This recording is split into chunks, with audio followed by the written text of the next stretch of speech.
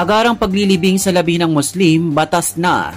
Ganap ng batas ang agarang pagpapalibing sa labi ng isang Muslim alinsunod sa tradisyon ng Islam matapos itong pirmahan ni Pangulong Ferdinand Bongbong Marcos Jr. Ang batas na isinusulong ni Senator Robin Padilla ay pinirmahan ng Pangulong bilang Republic Act 12160 noong Abril 11, 2025 at inilabas sa Office Gazette nitong Lunes, Abril 21.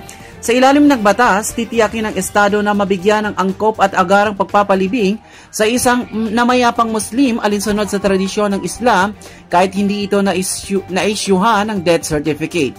Kinakailangang i-release ng ospital, clinic, purinarya, morgue o prison facility ang labi ng isang Muslim sa loob ng 24 oras at dapat na nakabalot ito sa puting tela at may ilagay sa isang airtight at leak-proof na kadivar bag o kabaong.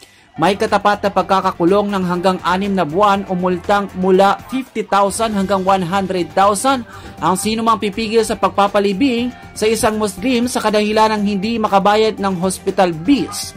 Maaring pumirma ng promissory note ang kaanak ng namatay kung hindi agad makabayad sa hospital bill.